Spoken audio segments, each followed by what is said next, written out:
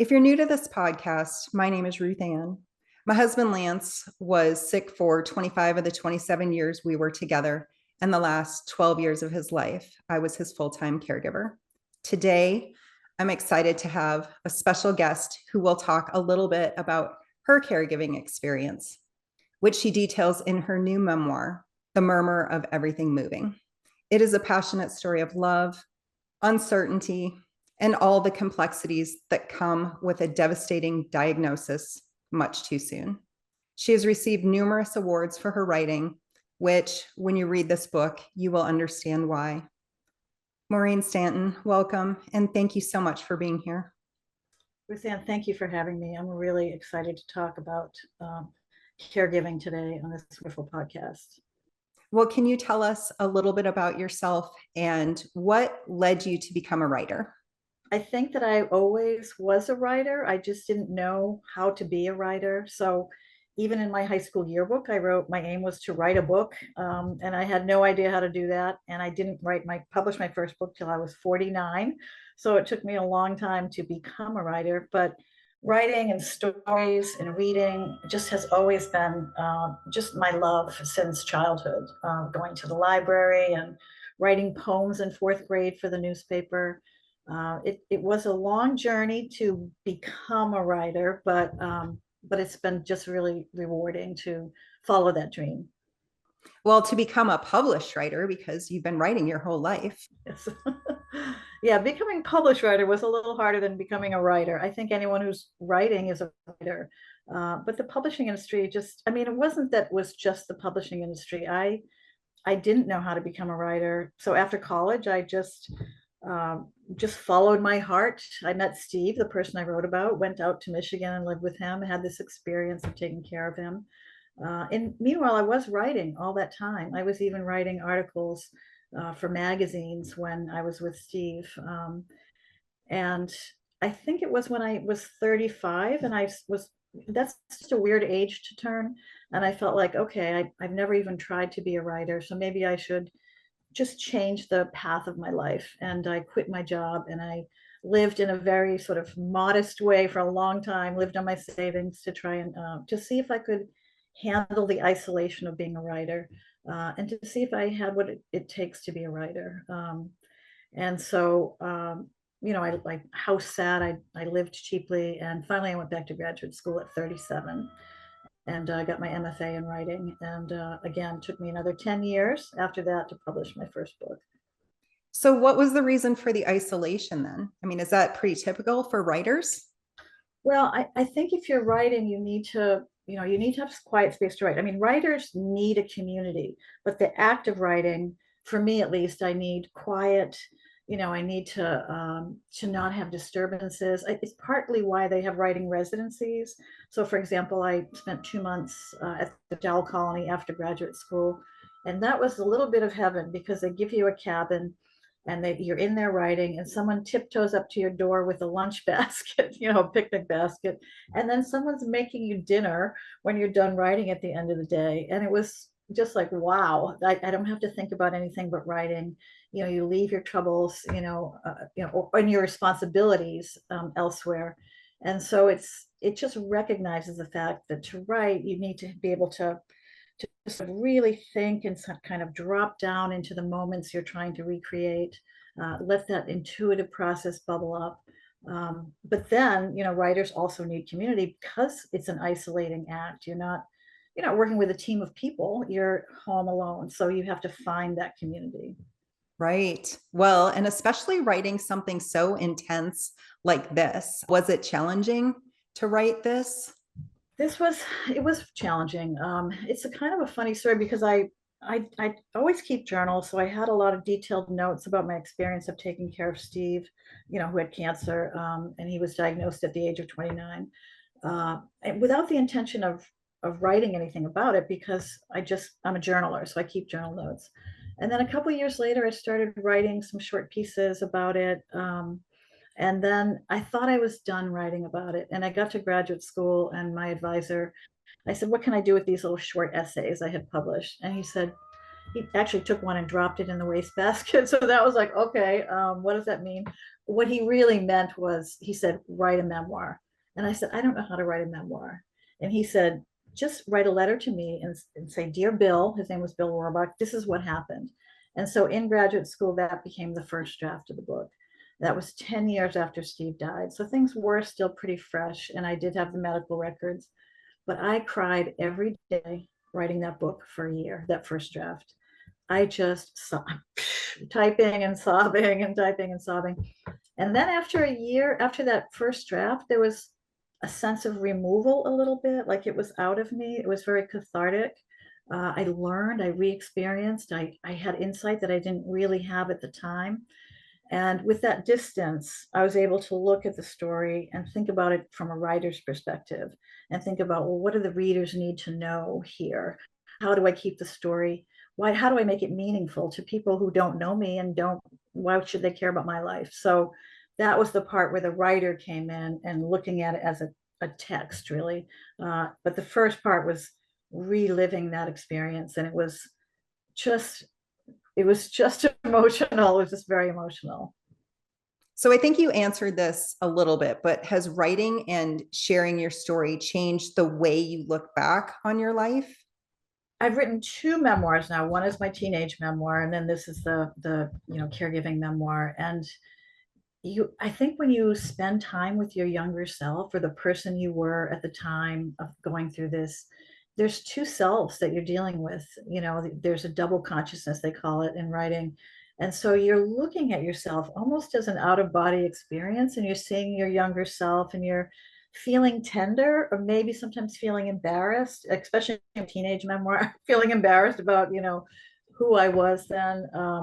But there's some wisdom that comes from that, some insight, and you answer some questions that might have been lingering. So the questions I had with taking care of Steve were, did I do the right thing? Did I push him to do too much alternative? Should I just let it go? I was 25. I had no idea what I was doing. And, should we have gone to Mexico and tried this? So I just didn't know what I was doing. And so as an older person and looking back, I just feel, I felt a kind of just a tenderness toward that person that I don't think I had for myself at the time. At the time, I was just like, let's get going. Let's do what we have to do and just power through each day and take care of Steve and meet all his needs and fight for him and argue with the doctors and, do all the things that you do. And now looking back, I can say, oh, you know what? Maybe I did help him. Maybe I did good things, which I wasn't really able to acknowledge at the time. It was just too much focus. I think it's really useful to look back. And that's why I like writing and reading memoir, because good memoirs not only tell you what happened, they have to go beyond that. And they have to sort of show the things that you now understand and the insight that you gain from that experience. And that's, I think, what helps other people when they read memoir. Well, so what are some of the memoirs that you've read that really helped you? I've been writing memoir for 30 years, teaching memoir for 20 years, and I have not found too many memoirs from caregivers.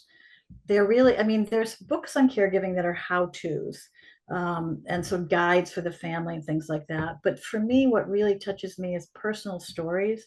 You can really relate to the person. It feels more real than reading sort of a how-to or guide, even though those are very useful and they have their place. I have to say, I have not found that many memoirs from the caregiver's perspective. There's a whole, school of illness narratives and illness memoirs, but they're often from the person who is ill. And they're not really from the person who's doing the day-to-day caregiving. There is one that was very popular, is Crying at H Mart by Michelle Zahner. I think people may know that her mother had cancer, and she was in her 20s, but she wasn't sort of the daily caregiver all the time. But it is a really lovely memoir and powerful, And there's another one that I really love by Marianne Leone, and it's called Knowing Jesse. Marianne Leone had a recurring role in The Sopranos, so she's an actor, a writer. And this book is about caring for her son who had very severe cerebral palsy. And it is beautifully written and is powerful. And it shows what the caregiver goes through, all the things people say that are just so wrong, the beliefs people have that are just misguided about the illness or the caregivers, and just the love and the dedication and the energy it takes to take care of somebody who has needs like that. So that's a beautiful book that I'd love to recommend. But there's not a lot about, caregivers. It really, from the caregiver's perspective. I kind of searched through my, I keep everything on Goodreads, all the books I've read, and I rate them. I just didn't have that many. I couldn't find that many, from a memoir perspective. Well, what do you think distinguishes a powerful memoir from other forms of storytelling? So yeah, memoir. I think with memoir, it's like when you watch a movie and it says based on a true story, and suddenly you're sort of opened up to like, oh, this really happened, and your reaction is immediately different than say fiction. So I think fiction writers have to work hard to get readers to care about their characters. At least they have to work hard to get me to care, because in my mind it's like, oh, these are made up people. Why should I care about them? It has to be really good writing to get me to care about someone. When I read a memoir, I know I'm dealing with a real person and it really happened. And I'm just primed to care. I'm primed to be more empathic towards that story and that person, especially if it's well written. You don't want a memoir that's, I don't know, whiny or self-indulgent or, all these things that memoirs can be. But um, so I think memoir has a really special place in our culture because it's almost like witness testimony, and it's an intimate form. It's people talking to people, sharing your story, making yourself vulnerable on the page. And when you do that, the reader is open to that, and they say, this person is sharing this incredibly personal story, and I appreciate that risk that they're taking. So I think memoir has a really unique way that way that readers encounter and deal with memoir than they do, say, writing a fiction story or short stories, which are beautiful and wonderful and are important to have fiction in the world and novels. But memoir to me is that special place in my heart. I love reading memoirs, and I do think they do something, in our culture that fiction doesn't do. Mm-hmm. Well, it's such a vulnerable thing to do, to write a memoir. What kind of advice would you have for somebody who wants to write their story, but that vulnerability is so difficult? How did you manage that while you were writing? You said that you went through a couple of processes. Were you less vulnerable in your first writing of it? I think I was more vulnerable in the first writing of it. So my advisor, the guy that told me to just write a memoir, I at the last minute, when I had to defend my thesis, which was the memoir, I changed it out. I didn't want criticism of it at that point. I was afraid that criticism of it would be painful, would stop me in the process of writing. So I wanted to keep it private for quite a long time. And that first draft and the drafts after that, at some point I felt safe enough to ask people to look at it and give me some feedback. And these are people I trusted, fellow writers, and that was useful. But so someone writing a memoir, I would say, protect your emotions. You're going to go through an emotional, you're going to re-experience things, and it's going to be emotional. But as the poet Robert Frost said, no tears for the writer, no tears for the reader. Probably a lot of people have heard that. And so my sort of dropping vertically back down to the experience and crying, it made the memoir very real and very authentic and very close. And that I was able to preserve in the memoir. And I feel like if someone had sort of given me feedback really early in the process, it just might have made me feel like maybe I shouldn't write it. Maybe it's, why are you writing this? And what is this family going to think? You just don't want those voices in your head when you're writing it. So I'd say protect yourself that way. And you can build a community and you can be writing without necessarily sharing the early drafts. You can go to a writer's group and you can talk about it. And that's one way to sort of protect yourself and to live with the experiences, with yourself. You're living with your younger self. You're living with yourself at that time. You're writing about it. And what I would say is just write everything without thinking that anyone's ever going to read it, so that you can be really honest on the page. Later, at a later stage, you can cut out whatever you need to cut out to protect your privacy and others' privacy. You can, but at the first, to get to that authentic story, you have to be really free to just write anything that you want, regardless of what anyone's going to think about it. Just pretend no one's going to read it. And, that way you'll be really authentic. And I think you'll feel safe writing it, especially if it's a bereavement or grief or trauma or caregiving memoir. Um, it's the first draft it's not easy. You relive it, but it can be very cathartic, and it can feel good. It's a weird thing to say, but it can feel good while feeling bad. um, you can feel sad again, but you can also feel good because you're witnessing, you're paying homage to the fight that the person fought for their life, basically, and you helped them. So it can feel good, but it's going to be emotional, I think. Just be aware of that for Yeah. people. Really, in a way to honor their memory too, especially somebody who's gone through cancer. That's such a challenging thing. You did mention writers groups, but what about surrounding yourself with a community of just a good supportive community who aren't necessarily writers, but people that you just trust? Was that something that you did while you were writing too? Well, I did have in graduate school, I had fellow writers, and you find the people who they see you and they get your writing. Other people are just giving you crazy, suggestions, and you can just leave those aside. But you find those people that get you, and you build that community. I just think community is very important. When I was in two grieving groups after Steve died, and one was just a regular grief group, and there were people of all ages. And then there was this young widows and widowers group that, I wasn't married to Steve, so I wasn't officially a widow, but they did let me in, to the group. And it was people under 45. That was super helpful for almost a year. And that group, was really, really supportive.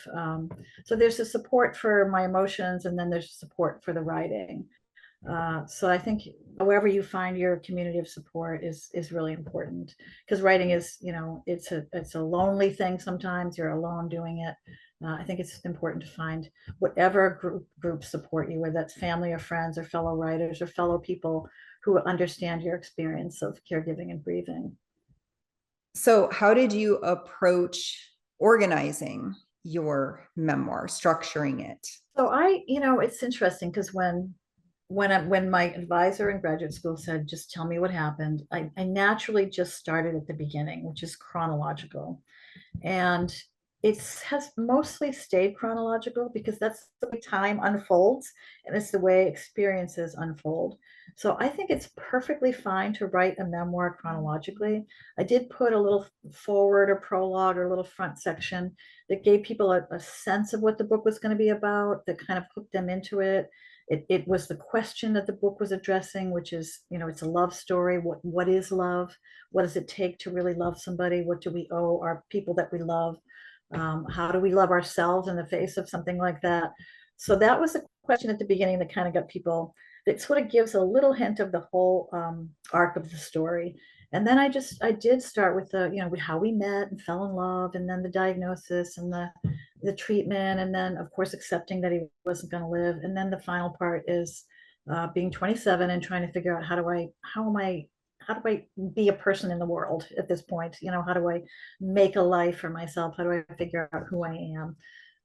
And so that does follow that chronological arc. And I've seen a lot of memoirs lately that take a fragmented approach, and I think that can work. And it depends on the story. So something like, there's a book called, and I apologize for the profanity, but the title is Another Bullshit Night in Suck City, and it's by the poet Nick Flynn, and it's a wonderful book about trying to find out who his father is. His father left the family when Nick was a baby. So anyway, his book is a mosaic, so it's little short fragments. And he's a poet, so he writes short, but also he doesn't know who his father is, so he's trying to assemble him from scraps of information, family history, letters. And so that format really fit his story.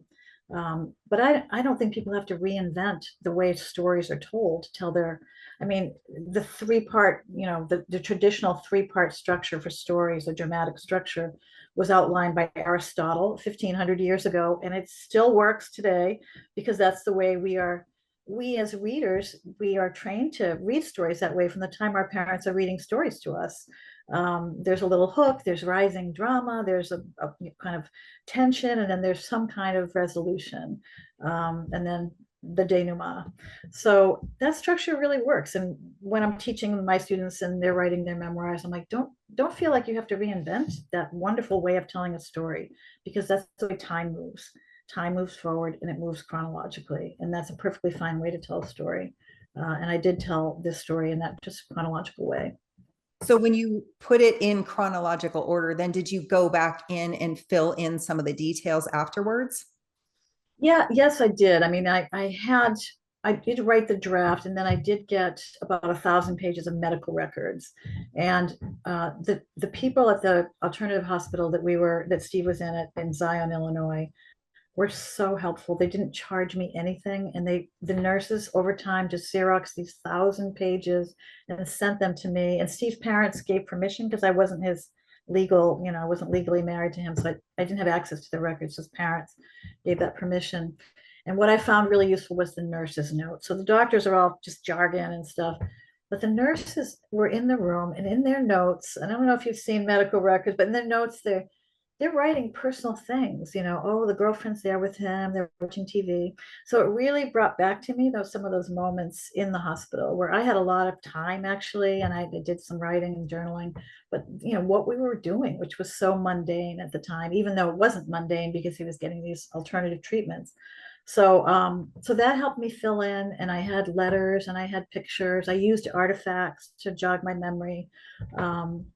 And so all that, I did fill in. There's times when you're writing something and then you feel like I want to make this a scene, so I want to zoom in, I want to bring the readers into the moment with me. And then there's other times you want to pull back and you want to just give summary or exposition, and that's kind of the background story. So you have to sort of negotiate. If you think about it as a film, it's like the camera zooming in close, or it's pulling way back, or there's that medium shot. And so that's what you're doing with writing, is you're bringing the reader in, then you're pulling back out and giving that background. So that I did have to fill in some of that first draft. Your story is so relatable, and I did go through cancer treatments with my husband. He went through several different types of treatment, but we did go through chemo at one point. And as I read through that part of the story, which is a big part of it, I was just pulled back into my life at that time and felt the intensity of what was happening and the exhaustion. I felt your exhaustion so much. And when I got done reading it, I thought this had to have taken place within a period of about 5 years. I was shocked when I went back through and looked at the dates and realized the short time frame that it was. So it really was intense for just a couple of years. Yeah, it was really all or nothing for about 18 months from his diagnosis to his death. Our whole relationship was about 4 years. So even though it was a very intense, passionate relationship, we were young and we were very passionate, and that's one of the things that sort of fell away as we lost our physical relationship. And I think a lot of people don't know that what happens. And one of the things that I think I hope that this book will bring to people is for other caregivers, because it is so detailed and brings readers in close, is that caregivers, they will recognize themselves and they will feel like, oh, I understand, and someone understands what I went through. And for people who haven't had the experience, maybe they learn. And maybe when they see someone who is a caregiver, they understand more what that person is going through on a day-to-day basis. Because I continued working part-time for, when I dropped down from full-time to part-time. But when you go to work, people aren't like, oh, how's Steve today? They just, it's too awkward for them to ask all the time. And so you just go about your day as if nothing, nothing is out of the ordinary. And your coworkers, oh, how are you doing? Fine, I'm good. You answer that, because if you really told the truth, and then no one can really handle that every day. So you kind of just, you don't really say that. So I just feel like for people who are caregivers, if they can, they're seen in reading this book, like there are people that know what we went through on a day-to-day basis and how we had to go out into the world and put that face on, do our job at work as best we could without really talking about it too much. I did have one person at work who lost her mother to cancer, and she was able to talk with me about it. So we'd had lunch together sometimes, and it was really nice. She had no problem saying, "How are you doing? How's Steve?" But most people were just like, if I even brought it up, their faces would kind of freeze a little bit, like, don't talk about that. Well, So I think because people just don't know what to say. And I find that on this side of it, having gone through it with my husband, when I see somebody suffering now, I still don't know what to say. So, do you have any advice for people on what to say to someone who is a caregiver and you know that they're struggling? I think it's fine to say, I can't know what you're going through, but I know that it must be hard. And I just like, just for you to know that I'm thinking about you. Um, there's a lot of people who said, "Oh, let me know if you need help," and I would never do that because I was raised to be self-sufficient, and so asking for help was really hard for me. But so this one person I knew who had lost somebody and sort of understood. One day she called me up on a Saturday, and we didn't hang around because Steve was dying, so I was in my 20s, but I didn't socialize, while this was going on. And she called me up on a Saturday and she said, "Can I borrow your laundry?" And I know what she meant was like, I want to take some small chore away from you and make your life a little easier by taking that small thing from you. And of course I said no, because I was not good about accepting help, but also because laundry is very private. And I'm like, oh, that would be embarrassing for someone to see our dirty laundry. But I just appreciated it so much because instead of saying, let me know how I can help, which I think is very sincere and meaningful, it's very hard for me to then formulate, okay, this is how you can help.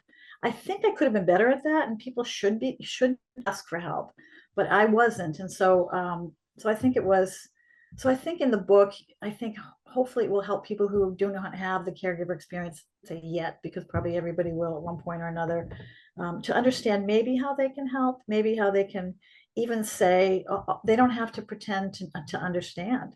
And just, and there's a lot of things they shouldn't say, like when God closes a door or he opens a window and things that are like, okay, or you'll find somebody else nice, like the sort of things that people say, well-meaning things that just don't feel right at all. This was meant to be, everything's meant to be, um, and maybe it is, but I don't want to hear that, you know what I mean? Like it's, so so I think I think people, if they just say, how are you doing, or I don't know what you're going through, and I don't even know what to say, but just please know that I'm thinking about you and I care about you. And that's really it. They don't have to have the perfect thing, just express that they care. I love that. And one thing that really helped me too was just having someone come and sit silently with me. Hmm. Yeah, just recognition, just a recognition that this is happening in your life instead of people looking away.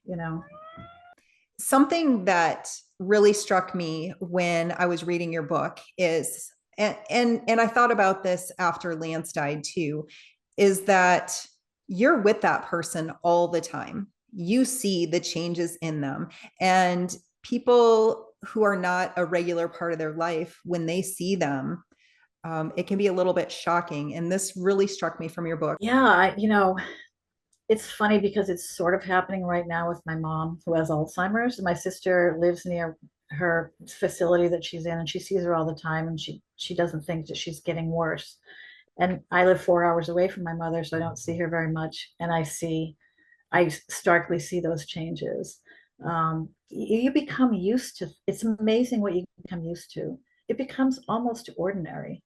This person has this ravaging disease and they're struggling and they're no longer working, and you're no longer having a romantic physical love life. Everything has changed, but everything is still ordinary. You still wake up, you brush your teeth, you have your cereal, your breakfast, you get in little bickering things. It's like, it's ordinary, and it's not ordinary. So in some ways it has to be ordinary. How do you get through life if those basic things, if you can't just sort of get through your day with those basic things. You have to, in some ways, I think, just become inured to the fact that this major life-threatening illness is looming, in your relationship with the person that you love.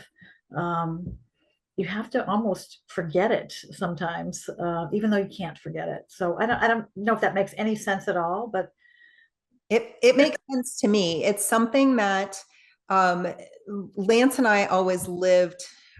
We tried to live and not just exist. So you mhm, set it aside for a while so that you can try to live a little bit, so that your whole entire life is not about this disease that is ravaging his body. mhm. Yeah, I mean, we tried to, go out to eat. We went away for a weekend to a hotel that had a hot tub and outside in October in Michigan. We went camping. Steve had 3 kids from his first marriage, so we took them camping.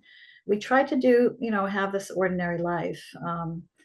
And it got more difficult towards the end as his body was really failing. But for the first probably year, we did try to have that ordinary life. We had celebrated his children's birthdays, got them presents. You do, that's where you're sort of forgetting. You can't just stop everything. You have to continue living. Such an important thing to do. But one of the things that I found doing that was that it kind of makes it look like things aren't as bad as they are. So that makes me even happier that you've written this book. I know that it was so hard to write, though. Yeah, I mean, I think that my tendency, I mean, we do have a tendency, I think, to hide maybe some of what's going on just to get through. You can't go walking to the grocery store crying. So you hold it in and hold it in, and then you get in your car. And like I did when I had after Steve died, I had a new job. Nobody knew him where I was working. It was like he was erased to them. And then I would get in my car at 5 o'clock. I wouldn't even get out of the parking lot of the building where I worked. And I would just sob. I had an hour-long commute at the time.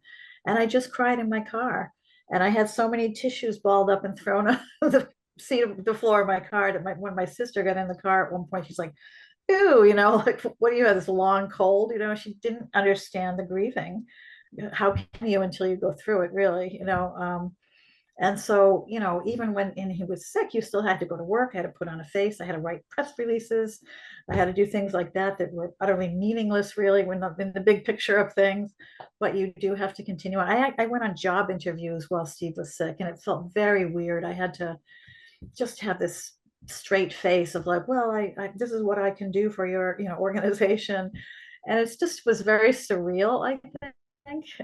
Probably you had some of that experience as well. That's the two worlds that you're navigating. And it's a surreal world and then the real world. And they kind of switch. Sometimes the real world is surreal and sometimes your private home world. Oh, that's a great way of putting it. Do you ever look back on that time in your life and think, how did I do that? You know, I guess I do. Like looking at the book and going, wow, that was 18 months where I just dedicated every minute of my life to Steve, except for the moments I had to go to work, 4 hours a day. But then I realized I was young. I was young. I had energy. So caring for my mother now, so I'm in my 60s and she's in her 80s, and I stayed with her for 4 months a couple of years ago before she was in assisted living. She broke her arm and she still had the dementia and she didn't know why she fell or what happened. She was non-compliant. So I stayed with her for 4 months. It was very challenging. My health took a hit. So doing this in your 20s, and you were young too, doing this when you have more energy. And I think in some ways the naivete I had in my 20s helped, because I was like, I can see now looking back that there were my counselor at the time and doctors looking at me like, she thinks he's going to live. She thinks they're going to beat this. But I didn't even see that at the time. Like, we are going to beat this. So that was like just naive, the naivete of someone in their 20s, like, I can't even, I'm just going to react and I'm going to do things, just kind of be headstrong about it. I would be different now in my 60s, I think. First of all, I don't have the energy, but secondly, I would be more measured and cautious about some of the things that we did. Right. But I think there's something to be said for having that hope, though. That does keep you moving forward. That does give you a reason to keep going. Yeah, I mean, we had to have that hope. I mean, he was, young when you're young, and he had his three kids, and just like his parents, when we got the diagnosis, which was very poor, the doctors literally said he probably would live 2 months at the most, and he ended up living 18 months. And so my reaction was, well, we've got to fight this. We've got to do everything we can. People survive. They've survived these prognoses. There are these few people that can, beat this somehow through alternatives or meditation, whatever it is. We've tried everything. Um, and his parents, their reaction was, let's arrange for hospice. And I was shocked. I was like, what? No, he's only 29. He has three young children. He's a young man. Um, but and so that hope did keep us going and kept him going, for a long time too. And of course, he was a young man, so he had a strong heart, and he much outlived the poor prognosis that he got. But yeah, you have to have that hope, and I didn't ever give up hope. I think he gave up at some point, realizing that the treatment he was taking such a toll on him that he just couldn't do it anymore. And he accepted that he wasn't going to live before I did. I was like, I'll keep going. I'll keep trying new things. I'll keep caring for you for as long as it takes. And so maybe that's where the hope comes in, is that you just keep doing it. You keep going. Yeah.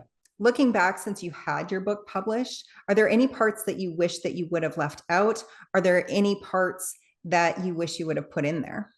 So there's the one part that I really struggled with, and that is in when the last hours of Steve's life.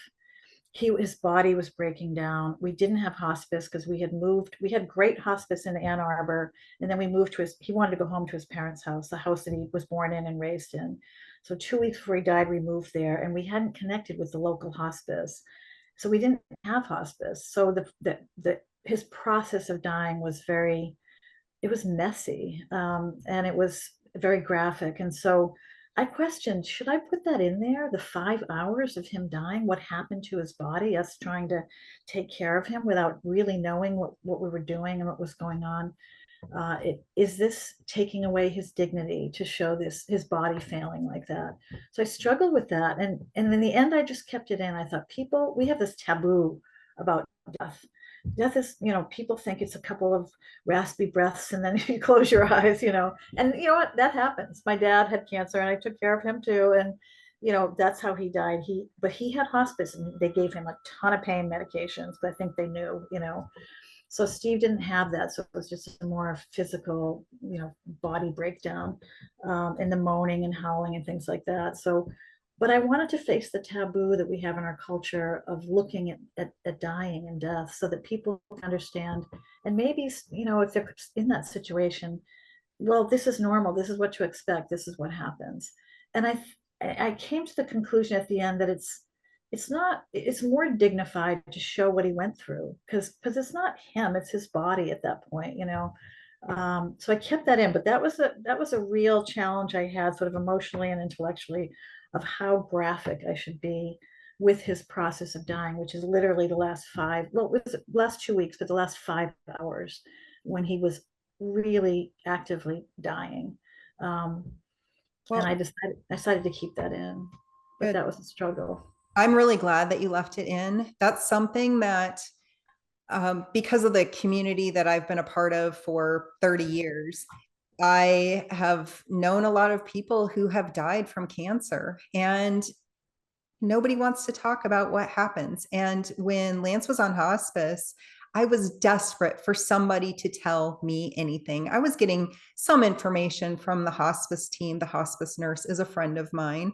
And so she would tell me something. So I did have some idea, but to hear it from the perspective of a caregiver, who's caring for the love of their life, someone that they deeply care for, someone that they deeply love, it's very different than hearing the perspective of a hospice nurse. And so I am really, really glad that you left that in there. And for anyone who is going through cancer treatments, who's caring for someone that they love, who is dealing with cancer, and you're worried about that process, your book really gives a very great description of it. So thank you for putting that in there. Thank you for saying that. And I have had other people tell me they were happy that that was in there because it's something that they recognize with their own experience, or they had their mother or their grandmother go through that, and it's really not what we see in, say, pop culture. People don't write about that, and so I think it hopefully will help break down the taboo of talking about and looking at people dying. It's like birth and death. It's like what we go through, and so why should that be anything shameful or anything hidden? So I'm glad. Thank you for saying that. I'm glad that you appreciated that was in there. Well, I appreciate your vulnerability in sharing it. And the hospice nurses, that you're right, they will tell you things, but they also won't tell you that, they're trying to protect you in some ways. I am a person that wants a lot of information. I want to know exactly what to expect. What can I do? What should I be doing? And I didn't have that. And had I had a hospice nurse, they probably would have just pumped Steve with a lot of painkillers and stuff, so he wouldn't be just sort of moaning and and feeling what I felt like was feeling pain. I could only give him so much painkiller with the system they had, the bolus that they can give him, and it wasn't enough. Um, and so I feel like at least that might educate some people about how important hospice can be in terms of, mediating those final hours so that there isn't pain. Right. And it's hard. I mean, I went through that with my husband, Lance, with actually it was the last 3 days of his life where he was heavily medicated. And it's hard.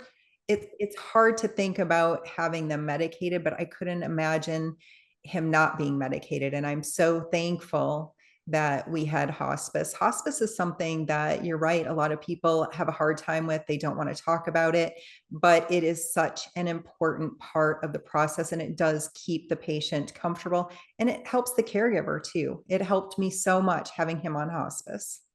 Yeah, the hospice that we had in Ann Arbor, they were a paid hospice. They were nurses. They were amazing. They took care of me too, which was great. And so the hospice one in Jackson, Michigan, which were the last 2 weeks of Steve's life, they were volunteers. And so they weren't really that present. And they didn't know us. So they didn't feel maybe obligated to come out or whatever that was. But I think one of the things, like with my dad, for example, he died of cancer at 80 and he had hospice.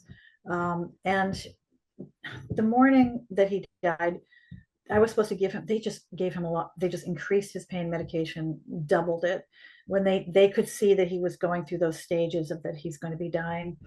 And my sister and brother hadn't seen him, and they were coming down several hours drive from Maine to Massachusetts. And I said, I'm not going to give him the morning pain medication. I want him to be a little bit more lucid when my siblings come to say goodbye. But then he started the agitation in the morning, and I got really scared. Like, what do I do? For some reason, there was no person that morning. I don't know why. Maybe because I was there. And so I ended up giving to him a few hours late, but I ended up giving it to him. And my sister and brother arrived, and he passed away probably 20 minutes later. So at least I got to maybe hopefully communicate with him, even though he didn't speak. But I'm happy that they gave him the painkiller so he wasn't in that agitated state and feeling any pain at all. So you've been through a lot of this. You've done a lot of caregiving. I have, and I'm not sure. Like, it might be that I am I have four sisters, and I am the daughter that doesn't have any children, and so and also my job as a professor gives me a lot of flexibility in my schedule on campus, but then I'm mostly doing work at home, so I could go down and help my dad, um, and be with him. And with Steve, I was young enough. I didn't have a big important job. I could just drop it and do what I needed to do. And with my mom, I was able to I took family leave and helped her. And I did go down and live with her for 4 months another time when she broke her arm. Um, and it's a strain and it's a stress, but I love my mother, I love my father, and I love Steve.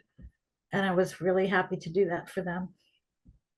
It's something that I think it's an experience that is really hard to describe. It's so hard, but I can say that I wouldn't have it any other way. I'm so glad that I went through that time with Lance and that I was there with him when he passed. I think that it makes you a much more tender person and compassionate for everyone around you. I feel like once I went through that experience with Steve, I just I mean, I was always an empath, I was always a crier and an empath when I was a kid and growing up. But it just made me feel and understand the pain other people experience, and to just be more empathic to and compassionate for human suffering of any kind.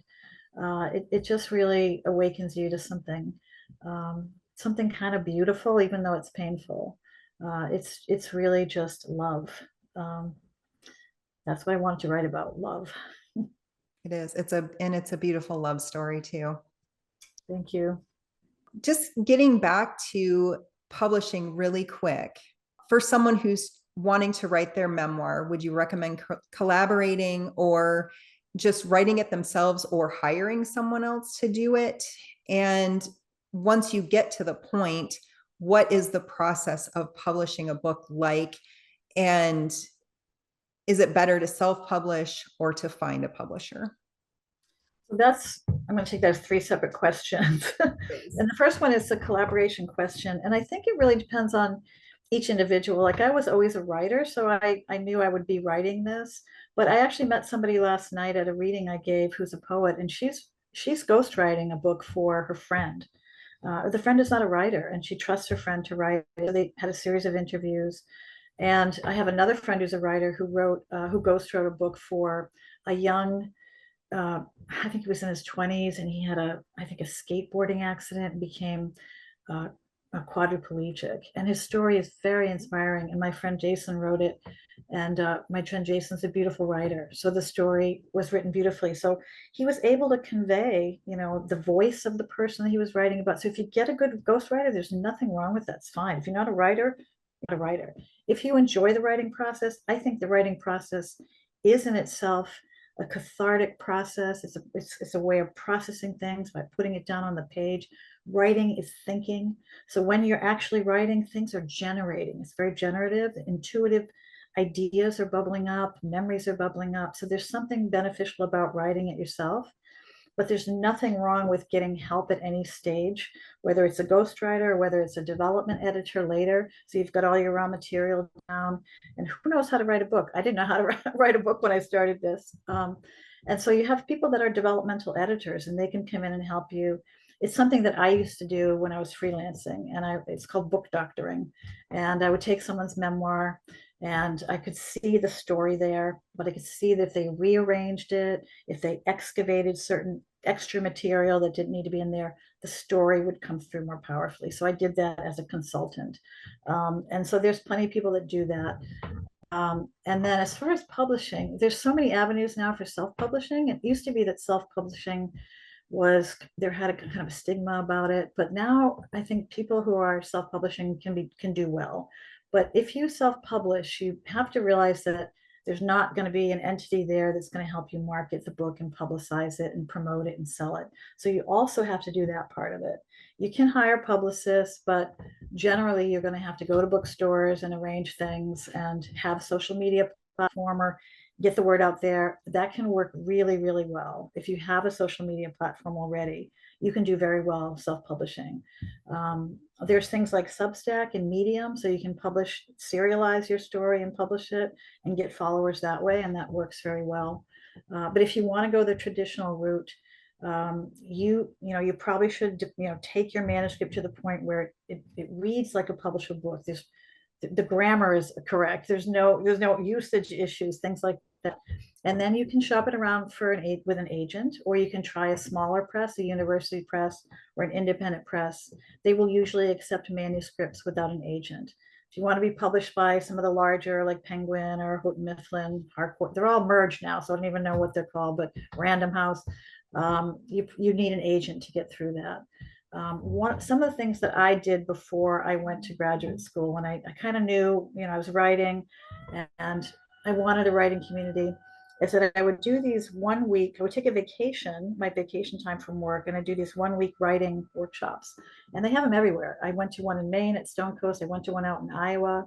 And you're generally staying in the dorms in the summertime, and you're meeting people of all ages, 30s, 40s, 50s, 60s, and you're having a workshop, and you're sharing your work, and you're working with mentors, and it keeps you in a writing community. You do get valuable feedback, and it felt good to do that.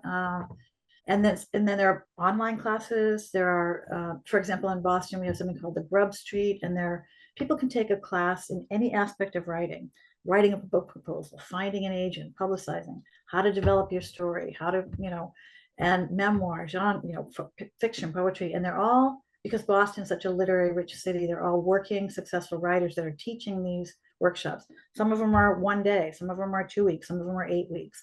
So I think a lot of cities and places, and anyone can take them. You don't have to be from Boston because they're online. Um, that helped me too. I did a few of those. And it's just a way to keep my toe in the writing world and to take myself seriously and say, this is a book that I want to see through to publication. So I'm gonna start investigating and exploring what that means. I eventually decided to go and get an MFA and spend 3 years doing that, but you don't have to do that. Nobody has to do that to be a writer. You just have to write and write your book. And there's plenty of help out there for whatever level you want and for whatever aspect of writing. There's lots of help out there, and people should ask for that help if they need it. But I don't think there's any. Find a ghostwriter if you want your book to be written, but you don't feel like you can write it. And that's, like I was telling somebody last night, Andre Agassi, the great tennis player, has a memoir called Open, and it's really good. And I thought, Andre Agassi, not only is he a great tennis player, he's a great writer. And then I found out it was ghostwritten by Jay Moringer, who wrote The Tender Bar, which they made a movie out of, a beautiful memoir they made a movie out of. He ghost wrote Andre Agassi's book. The ghostwriter is not, it's not there in the, on the page that says by Andre Agassi with Jay Moringer. It's not there, it's hidden. But a ghostwriter can help you make a really beautiful book of your story. Well, how do you go about finding a ghostwriter then, and finding one that is good, that is going to be able to tell it in your voice?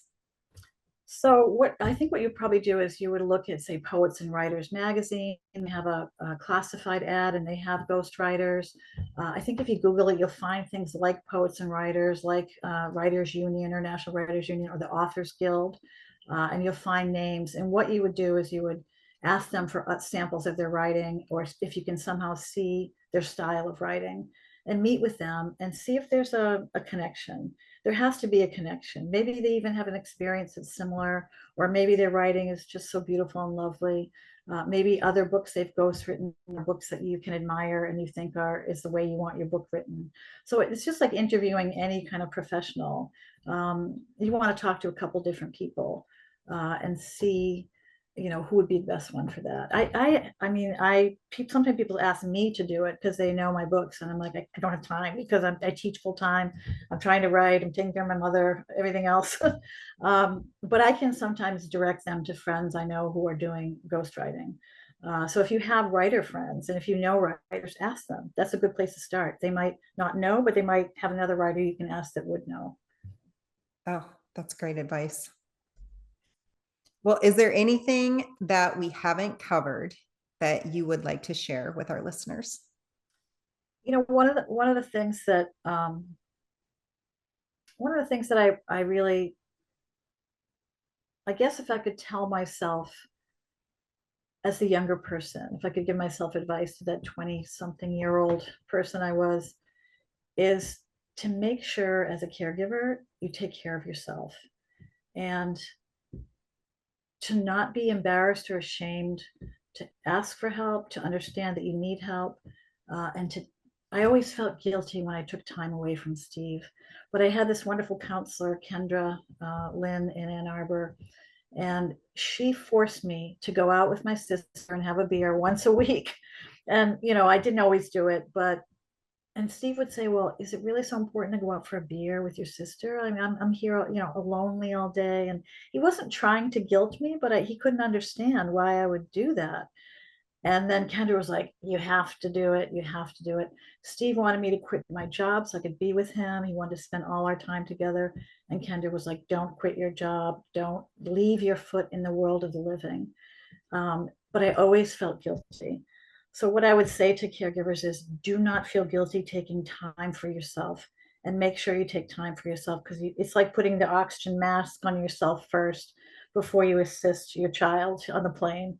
You have to remain healthy and sane and emotionally and psychologically strong. And so you need to take care of yourself as well. And I didn't, even with Kendra helping me, I didn't. And when Steve died, I was a little lost. And I looked at my teeth, and they had teeth. I didn't go to the dentist the whole, for years, because I wasn't focusing on myself. I was like, my teeth are staying, like I wasn't even taking care of my basic needs. So that would be the one thing I would want people to understand, is that you have to take care of yourself. I always thought, well, that's two people to take care of. I can't take care of two people, so I'll just take care of Steve. But you have to take care of yourself. Right. You have to take care of yourself, or you're not going to be able to continue. Uh, Yes. I'm really thankful that I learned that early on, um, self-care, but even I didn't do a great job of it the last decade of his life because it was so intense. And Yeah. yeah, there's a lot to it. So, Yeah. well, I so appreciate you being here and sharing all of this with us. Can you tell our listeners how to find your book? So my book, called Murmur of Everything Moving, is it's available at Amazon, Barnes and Noble, bookshop.com, Target, a few other places. They may not have it, but they have it online. They may not carry it, but independent bookstores, some of them have it, I know. But it's available in digital. So if you like reading on your Kindle, and it's available in paperback, which is a little bit cheaper than hardcover, so that's good. But I always find that if you ask a library to stock a book, they will order it for you, or they'll get it from a library in their network. So I'm happy to have people should go to their library and get the book as well. So yeah, they can read little excerpts of it if they go to my website. There's a couple little excerpts. And what's your website? It's MaureenStantonWriter.com. Okay. So Thank you so much. I really appreciate having this conversation. It was deeply meaningful to me, and I've loved meeting you and hearing your story. And I love what you're doing. well, thank you so much for being here, Maureen. And I encourage everyone to go out and buy the book, check it out, read it. It's a great story. Thank you.